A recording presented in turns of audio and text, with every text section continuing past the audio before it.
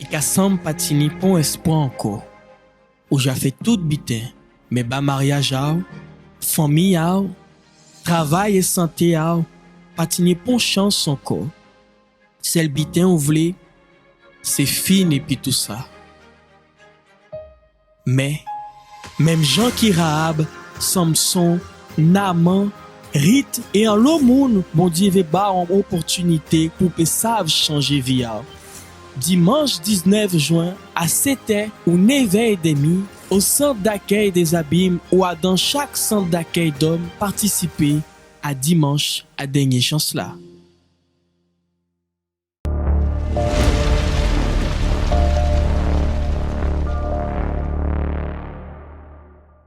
Bonsoir à tous, soyez les bienvenus à notre émission Arrêtez de souffrir. J'espère que vous allez bien. Et si peut-être c'est le cas contraire, sachez que il y a un Dieu qui veut changer. Il y a une porte ouverte pour que votre vie elle change.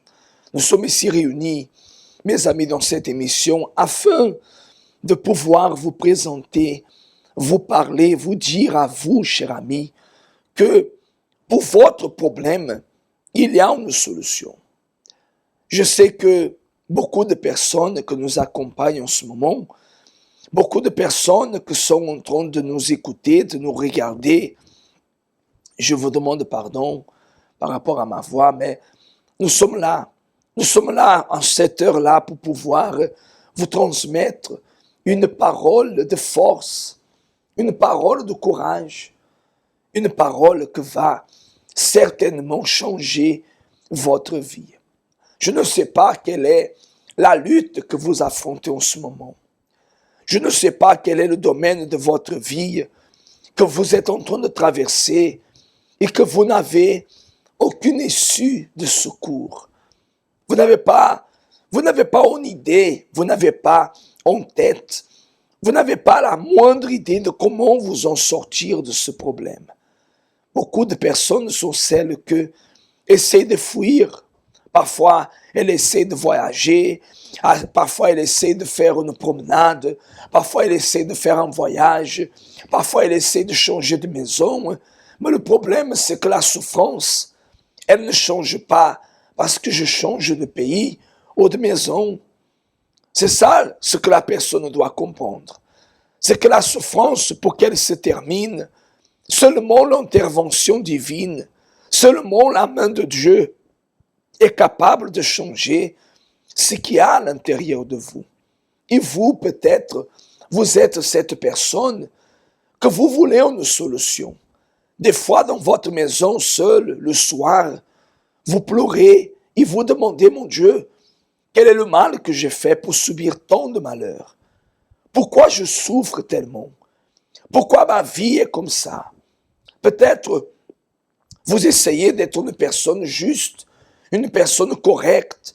Vous essayez d'être une personne qui veut faire le bien, mais qui reçoit que le mal. Alors il est temps que la main de Dieu se manifeste dans votre vie. Il est temps, madame et monsieur, que le pouvoir de Dieu, il agisse dans votre vie. Pour vous, que vous m'accompagnez, que vous croyez ou vous ne croyez pas, mettez Dieu au défi. Nous sommes ici pour pouvoir vous dire qu'il y a une solution à ce problème. Et pour vous montrer qu'il y a cette solution, nous allons vous montrer des témoignages, des faits réels, des résultats des personnes qui, à travers de la foi, elles ont vu l'impossible devenir possible. Vous allez accompagner en ce moment le témoignage déjà de Madame Anna. Madame Anna qui a une histoire de transformation. Dieu a transformé sa vie, mais ça n'a pas été toujours comme ça. Elle a passé le désert, elle a passé, pas des épreuves, mais la souffrance. Beaucoup de personnes sont celles que des fois considèrent ce qu'elle est en train de vivre comme une épreuve du Seigneur. Beaucoup sont les personnes qui considèrent que ce qu'elles sont en train de passer, c'est un karma, Le Seigneur a souffert, alors moi aussi, je dois souffrir. Jésus a dû payer, alors moi aussi. Nous allons parler tout à l'heure à ce sujet pour vous montrer que vous avez tort, qu'on vous a mal informé, on vous a mal enseigné, parce que ce n'est pas ça qui est écrit dans la Bible. Ouvrez la Bible, lisez Ésaïe 53 et vous allez voir ce qui est écrit. C'est vrai, il a souffert, mais pour que nous, on ne souffre plus, pour que nous, on ne soit plus esclaves. Et nous allons revenir tout de suite après avec vous tous. Avant d'arriver à l'église, j'étais une jeune qui avait beaucoup de tristesse. Je pleurais beaucoup, sans même savoir pourquoi je pleurais. J'étais une jeune aussi qui avait beaucoup de rancœur, beaucoup de haine envers mon père par rapport à différentes choses qui se sont passées dans mon enfance. J'avais une maladie incurable qui était des crises d'hémorroïdes.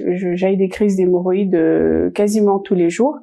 Et du coup, j'avais consulté un spécialiste, mais il me disait qu'il n'y avait pas de solution en fait. Donc tout ce que je pouvais faire, c'était me faire opérer pour avoir moins de douleur quand j'aurais des crises justement.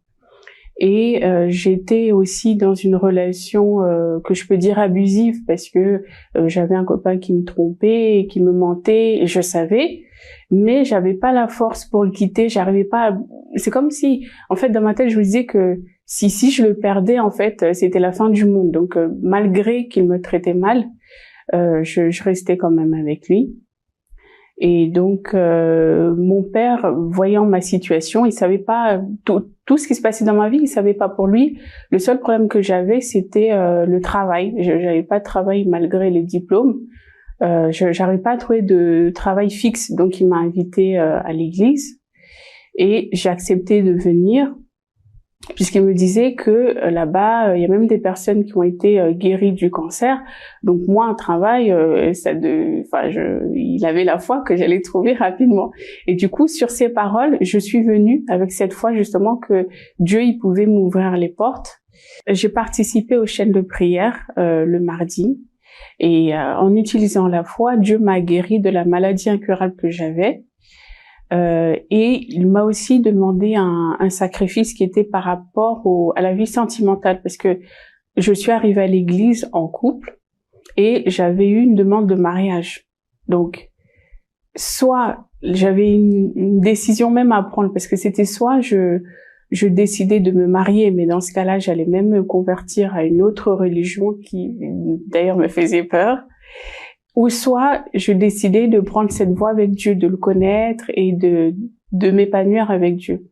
Donc ça a été vraiment un sacrifice pour moi de rompre avec le copain que j'avais, mais malgré malgré la difficulté, j'ai quand même écouté la voix de Dieu et donc j'ai rompu pour pouvoir justement marcher sur les voies de Dieu. Donc par la suite, il y a eu une campagne d'Israël et comme j'étais encore avec cette tristesse et que je voulais plus de Dieu, donc la campagne d'Israël est arrivée et j'ai décidé de sacrifier donc par rapport à ma vie spirituelle parce que je voulais me débarrasser de ce vide que j'avais à l'intérieur de moi, de cette tristesse aussi que j'avais. J'ai jeûné, j'ai prié et je cherchais Dieu. À chaque fois que je pouvais le chercher, je lisais plus la parole. Et donc, à travers la campagne d'Israël, par la suite, Dieu m'a baptisée donc avec son esprit, ce qui m'a donné la force justement de pouvoir lutter pour ma vie professionnelle et lutter en fait pour tous les projets que j'avais, puisque cette envie que j'avais de suicide, etc. a complètement disparu. Alors donc de campagne en campagne, Dieu m'a béni et j'ai décidé de sacrifier pour ma vie professionnelle, puisque j'avais eu, en utilisant la foi, j'avais eu un travail CDD, mais c'était pas tout à fait ce que je voulais et mon objectif c'était vraiment avoir un travail stable en CDI. J'ai sacrifié aussi spirituellement, c'est-à-dire je jeûnais, je priais, je faisais les prières aussi à 3 heures du matin et je cherchais aussi à m'envelopper plus des choses de Dieu pour vraiment être connectée avec Dieu. Et donc après la campagne d'Israël, Dieu m'a béni. Il m'a ouvert les portes en me donnant le travail que je voulais, c'était travailler vraiment dans une banque. J'avais trouvé la banque. J'avais même trouvé une annonce que je cherchais durant la campagne. Et donc, j'ai passé le test. Il y avait plusieurs tests. Et c'était même difficile parce qu'il y avait plusieurs candidats et une seule personne pouvait être retenue. Mais voilà, Dieu m'a béni.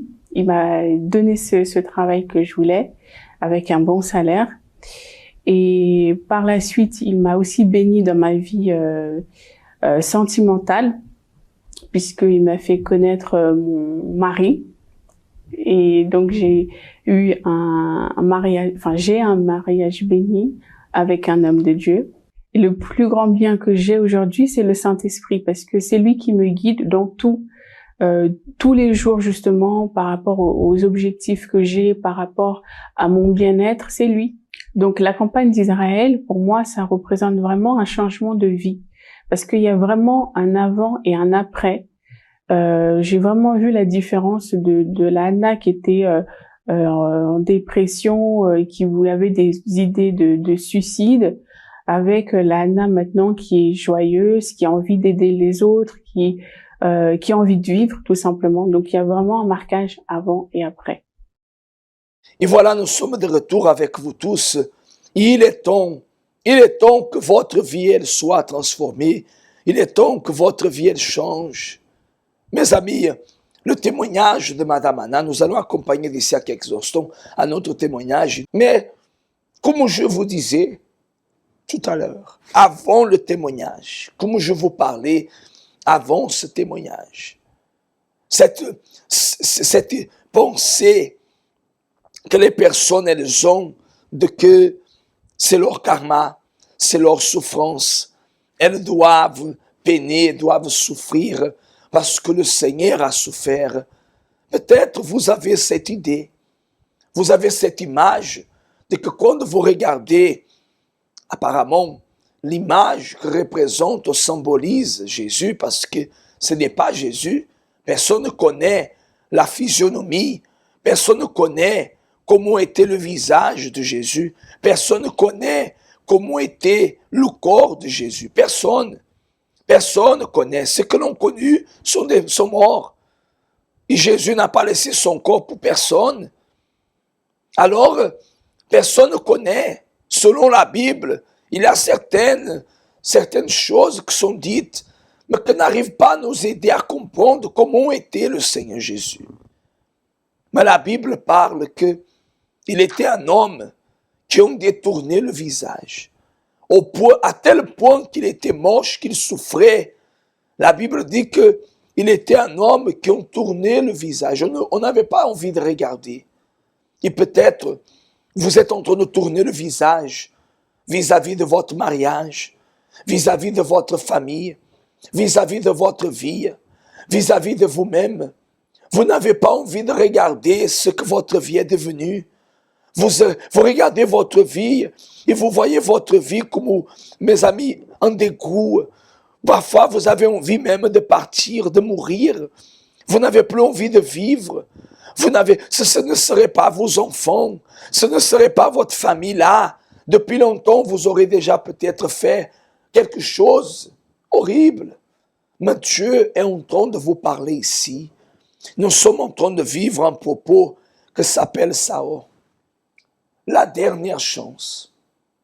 Il y a une dernière porte que vous pouvez frapper ce dimanche dans chaque centre d'accueil à 7h et à 9h30. Spécialement à Pointe-à-Pitre, je serai à 7h et à 9h30. Mais dans tous les centres d'accueil, nous serons avec mes amis cet défi.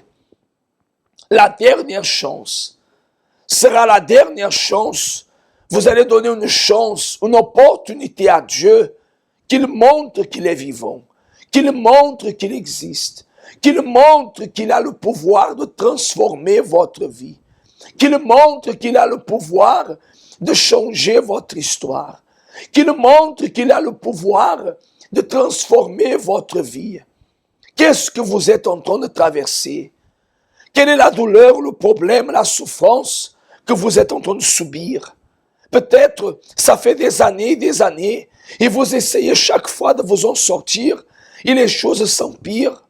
Il est temps d'arrêter cette souffrance. Alors, je vous invite à vous adresser au centre d'accueil le plus proche de chez vous. D'ailleurs, on va accompagner le témoignage et nous allons accompagner, mes chers amis, un spot qui parle exactement du dimanche, mes amis, le dimanche de l'impossible, le dimanche de la dernière chance, le dimanche où Dieu doit opérer, manifester son pouvoir dans votre vie. Vous voulez ce changement? Alors, on va accompagner le témoignage, ce spot. Ensuite, le spot qui parle des adresses pour que vous puissiez vous localiser, pour que vous puissiez connaître nos adresses. Et nous revenons afin de nous préparer pour la prière. Prenez votre verre d'eau, votre bouteille d'eau. Nous allons parler avec Dieu d'ici à quelques instants. Bonjour, je m'appelle Michaela. Avant d'arriver au centre d'accueil universel, j'étais une jeune très agressive, colérique. J'étais très garçon manqué et j'aimais beaucoup me bagarrer, que ce soit à l'école, que ce soit à la maison. J'étais une fille qui voulait toujours avoir le dernier mot. À la maison, ça se passait pas très bien. Il y avait beaucoup de disputes, beaucoup de bagarres aussi au niveau avec mes frères et sœurs. Donc c'était une atmosphère en fait. Tous les jours en fait, il y avait de l'ambiance, mais de la mauvaise ambiance. Et surtout financièrement aussi, avec ma famille, ça n'allait pas du tout. Il y avait mes parents qui se disputaient à cause de l'argent, parce que l'argent ne rentrait pas tous les mois. Et voilà, la situation financière a été vraiment catastrophique.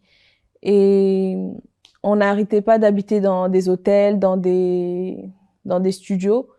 Donc c'était une vie vraiment de misère. Ma mère et mes deux sœurs, ils ont eu la maladie de la drépanocytose, une maladie héréditaire. Donc lorsqu'une rentrait à l'hôpital, l'autre rentrait. L'autre sortait, l'autre rentrait. Donc c'était une routine en fait comme ça. Donc il n'y avait pas un mois où il y en a une qui n'allait pas à l'hôpital. Donc c'était très compliqué. Et avec toutes ces situations, à l'intérieur de moi, j'ai commencé à avoir une haine en fait envers mon père, parce que je trouvais que la situation elle s'arrangeait pas et que lui il faisait rien en fait pour changer la situation. Il arrivait du travail, des fois voilà, l'argent disparaissait et j'avais l'impression en fait qu'il faisait exprès, et je voyais ma mère souffrir. Donc tout ça en fait ça engendrait à l'intérieur de moi une haine. Et on n'arrêtait pas de se disputer, il n'arrêtait pas de me frapper, et je faisais beaucoup de fugues. Et lorsque un jour voilà, on s'est disputé violemment et que j'ai levé en fait la main voilà envers mon père, j'ai vu que en fait il y a un problème, que si je suis arrivée à là en fait, c'est qu'il y a un problème. Et quelques temps plus tard en fait, ma mère elle avait été invitée au centre d'accueil universel. Et lorsque j'ai vu le changement en fait dans la vie de ma mère et de ma sœur, que leur niveau, au niveau de la santé, ça a changé, que l'une, par exemple, il y avait pas cette routine qu'on avait avant. L'une rentrait à l'hôpital, l'autre sortait. Donc là, il y avait plus ça. On a vécu une situation avec ma sœur que voilà, ça a beaucoup cogité dans ma tête. C'est que elle était morte. Un jour, les pompiers sont venus. Elle était morte en fait. Et ma mère, elle a agi sa foi et elle est revenue à la vie. Et là, j'ai vu en fait que Dieu existait en fait. Et c'est là que j'ai décidé de me donner réellement, parce que j'ai vu ces changements et j'ai voulu aussi connaître en fait ce Dieu que ma mère elle connaissait. Donc j'ai commencé à venir plus aux chaînes de prière, j'ai commencé à participer à certains propos. Lorsque la campagne d'Israël est arrivée, j'ai voulu tout donner, vraiment tout donner pour avoir un changement, non seulement un changement physique, mais vraiment intérieur. Je voulais parce que j'ai beaucoup entendu parler du Saint-Esprit, mais je voulais connaître le Saint-Esprit. Je voulais savoir c'est quoi avoir le Saint-Esprit. Donc j'étais partie dans cet objectif-là de recevoir le Saint-Esprit. Donc j'ai commencé à faire les chaînes de prière. Je suis venue toute la semaine. J'ai fait des prières. Je me levais la nuit. Je faisais les jeûnes. Je faisais aussi des lectures. En fait, j'apprenais en fait, même en méditant sur la Bible, qui était Dieu, qui en fait, qu'est-ce qu'il voulait en fait pour moi. Je voulais vraiment connaître plus sur lui pour voilà, le recevoir. Et en fait aussi, je me suis connue aussi dans cette campagne d'Israël parce que il y avait beaucoup de choses à l'intérieur de moi que j'ai enlevé, que ce soit la colère que j'avais envers mon père. J'ai commencé à demander pardon parce que entre-temps, mon père, il était parti. Et la dernière fois que je lui avais parlé, je lui avais dit des mots blessants. Et je me rappelle que lorsqu'il était arrivé, c'était l'opportunité de lui demander pardon. Donc, je lui ai demandé pardon. Je me suis vraiment vidée dans le sens où mon comportement à la maison, ça avait vraiment changé. Beaucoup de choses ont changé, que ce soit mon comportement, ma manière de parler. Tout ça avait changé, mais pas comme je voulais, pas comme ça devait se faire. Et il me manquait quelque chose. Même la campagne, elle avait fini déjà, mais j'avais pas reçu le Saint-Esprit. Il me manquait toujours le Saint-Esprit. Et donc quelque temps, mais j'ai continué, je n'ai pas arrêté. Ma campagne, en fait, elle avait pas terminé. Donc j'ai continué ce propos parce que je voulais vraiment recevoir le Saint-Esprit. Et après, il y a eu l'opportunité du jeûne de Daniel. Et là, je me suis dit, Michaela, c'est là maintenant ou jamais. Donc, je faisais plus de prières dans le sens où plus de sacrifices durant la nuit, que ce soit, je cherchais en fait qu'est-ce qui n'allait pas parce que si j'avais pas reçu, c'est parce qu'il manquait quelque chose. Si par exemple à la maison il fallait faire ci, et ben j'allais faire plus. Si par exemple à l'école il fallait faire ça, et ben je faisais plus. Je saisissais en fait cette opportunité dans le sens pour montrer au Saint-Esprit que je le voulais, non pas pour dire que je l'ai, mais pour lui montrer que réellement c'est ça que je veux, c'est toi que je veux. Et là en fait le jour est arrivé, c'est comme si il venait à l'intérieur de vous et il vous dit je suis là, t'inquiète pas. C'est comme si la valeur que vous avez cherchée partout, que ce soit auprès des autres, de la famille et tout. Là, à l'intérieur de vous, c'est cette conviction, en fait, tu es mienne. Et c'est tellement, c'est pas des émotions, j'ai pas senti frisson ou des choses comme ça. C'est que je me sentais comprise et aimée en même temps. J'étais comblée. Aujourd'hui, j'ai des projets, j'ai des objectifs. Je vois la vie autrement, je vois, voilà, l'objectif de ma vie, en fait, différemment.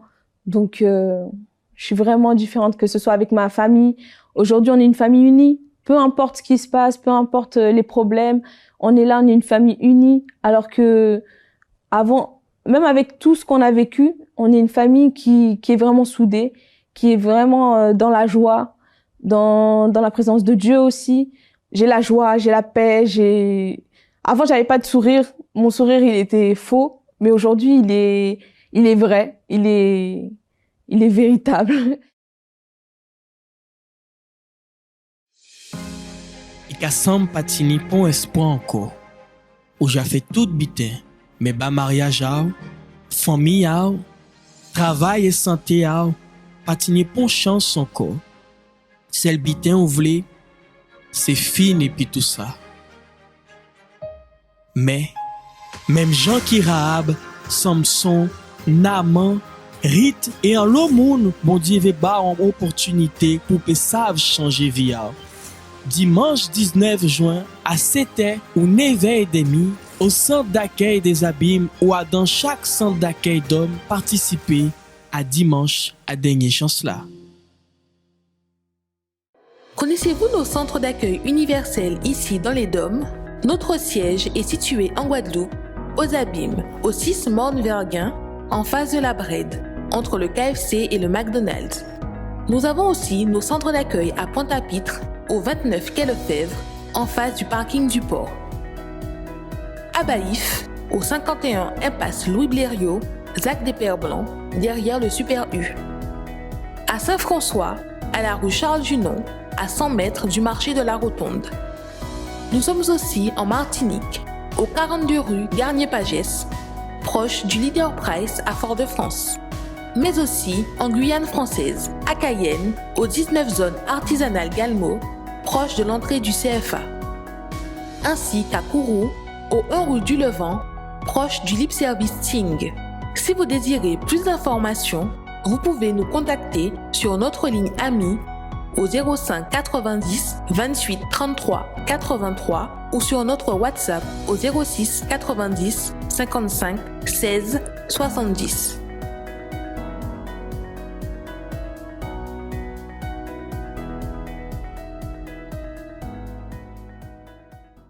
Voilà, nous sommes de retour, mes chers amis, et c'est à vous maintenant de prendre une décision. Nous aurons demain la thérapie, jeudi, nous aurons la thérapie de l'amour, une réunion réalisée pour vous qui souffrez dans votre vie sentimentale, pour vous qui vous êtes des personnes qui, en regardant votre vie sentimentale, le seul désir que vous avez, c'est de vous séparer. C'est de mettre un terme à la relation. C'est d'en finir avec votre relation. Parce qu'il y a beaucoup de disputes, beaucoup de querelles. Si vous êtes quelqu'un que vous êtes en train de passer une lutte dans votre vie sentimentale et vous voulez un changement, vous voulez que cette situation change, vous voulez que cette situation, elle soit transformée, alors ce jeudi à 19h ici dans notre siège aux Abîmes, au 6 Morne-Verguin, je vous invite à venir. Comprenez bien, vous allez venir pour lutter. On ne change pas un problème, parce que c'est ce que les personnes, parfois, il faut aussi comprendre. On ne va pas résoudre un problème dans un claquement de doigts, c'est pas magie. Non, il y a des choses à transformer. Il y a une lutte, parce que derrière cette souffrance, il y a un mal. Il y a une lutte, mais il y a la garantie de changement. Il y a la garantie de que Dieu ne faillit pas. Et si vous mettez votre vie entre les mains de Dieu, certainement qu'il va transformer. On va accompagner le spot de prière et nous revenons pour réaliser ce clameur avec vous tous. Parler avec bon Dieu, c'est ça nous toutes besoin. C'est lui qui a nous force pour nous arriver à affronter toute difficulté qui viennent contre nous. Pareil en de l'eau, c'est moment à la prière. Seigneur notre Dieu et notre Père, Seigneur, au nom du Seigneur Jésus, je te demande que tu puisses venir en ce moment à la rencontre de toutes les personnes que nous accompagnent, de toutes les personnes que nous écoutent, de l'hôpital, de la maison, que nous écoutent, Seigneur, de leur chambre, que nous écoutent de leur travail, des personnes qui peut-être, Seigneur, sont là, dépressifs, en train de pleurer. Mon Seigneur, des personnes que peut-être qu'on est isolée de tout le monde. Là, elles montrent ce que vraiment elles ressentent. Et c'est mauvais, c'est négatif, c'est lourd à porter. Des personnes, mon Dieu, que, Seigneur, des fois, mon Père, elles ne voient pas la lumière au fond du tunnel. Au contraire, elles voient souffrance, elles voient blocage, elles voient tristesse, elles voient dégoût, elles voient malheur, elles voient, excuse-moi le mot, Seigneur, disgrâce derrière disgrâce. Et elles ne savent plus quoi faire. Mon Dieu, va à la rencontre de ces personnes. Va en ce moment à la rencontre de cette dame, de cet homme, de cette personne que veut, Seigneur, que veut s'en sortir, que veut être libre, que veut être transformé, que veut avoir un changement dans sa vie, que veut avoir, mon Dieu, une transformation dans sa vie. Mon Dieu, cette personne que veut, mon Dieu, que mon Seigneur, l'impossible devienne possible, mon Dieu. Oh mon Père, au nom de Jésus, j'étends mes mains vers ces personnes et je te demande, viens les secourir, viens les relever. À tous ceux et celles que nous accompagnent, je ne les connais pas, mais je sais que le Seigneur connaît. Le Seigneur a fait en sorte qu'elle arrive à cette chaîne, à cette émission, pour écouter cette parole, pour écouter cette foi, pour recevoir cette force, alors qu'elles reçoivent. Consacre ce verre d'eau, consacre, mon Dieu, cette eau, pour qu'elle soit le point de contact. Et au moment qu'elle va boire, elle soit bénie au nom du Seigneur Jésus. Et si vous croyez, dites Amen. Et grâce à Dieu, buvez de cette eau, soyez bénis par la foi. Amen. Et qu'ainsi soit-il. Grâce à Dieu. Mes chers amis, nous arrivons à la fin de notre émission Et je vous laisse avec le spot que parle de la thérapie de l'amour. Je ne sais pas s'ils ont pu préparer, mais nous allons vous laisser avec le spot de la thérapie de l'amour. Et nous vous disons à demain dans cette même horaire. Et certainement, le Seigneur, il va agir dans votre vie. Une très bonne soirée. Et n'oubliez pas, dimanche, dernière chance. Dieu vous bénisse. Découvrez 10 raisons de participer à la thérapie de l'amour tous les jeudis. Première raison, guérir des blessures des relations passées. Deuxième raison, apprendre l'amour intelligent. Troisième raison, se préparer avant de connaître quelqu'un. Quatrième raison, savoir choisir une personne compatible. Cinquième raison, défaire les mythes des relations. Sixième raison, retrouver un amour perdu. Septième raison, apprendre à se valoriser. Huitième raison, restaurer un mariage en crise. Neuvième raison, devenir un meilleur partenaire. Dixième raison, blinder sa relation. Tous les jeudis, à 19h, venez recevoir des conseils pour votre vie amoureuse au Centre d'accueil universel des Abîmes, 6 Morne-Verguin, face à la Brède.